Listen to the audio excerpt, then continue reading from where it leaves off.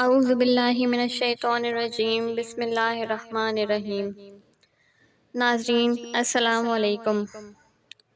میری تمام دیکھنے والوں سے گزارش ہے کہ ایک مرتبہ حضور نبی کریم صلی اللہ علیہ وآلہ وسلم کی ذات بابرکت پر محبت اور عقیدت کے ساتھ درود پاک کا تحفہ پیش کر دیجیے۔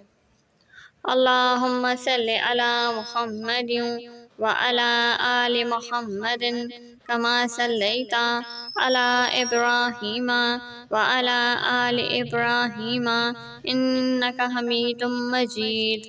اللہم بارک علی محمد وعلی آل محمد کما بارکت علی ابراہیم وعلی آل ابراہیم انک حمید مجید۔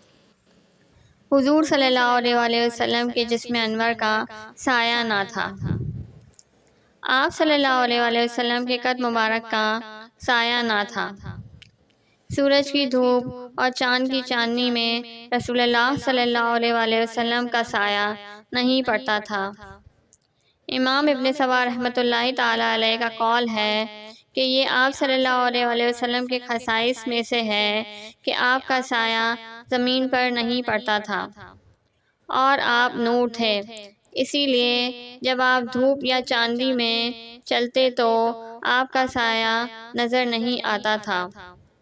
اور بعض کا قول یہ ہے کہ اس کی شاہد وہ حدیث ہے جس میں آپ کی اس دعا کا ذکر ہے کہ آپ نے یہ دعا مانگی کہ خداوند تو میرے تمام اعضاء کو نور بنا دے۔ اور آپ صلی اللہ علیہ وآلہ وسلم نے اپنی اس دعا کو اس قول پر ختم فرمایا کہ وَاجْعَلْنِي نُورًا، یعنی یا اللہ تو مجھ کو سراپا نور بنا دے۔ ظاہر ہے کہ جب آپ سراپا نور تھے تو پھر آپ کا سایہ کہاں سے پڑتا۔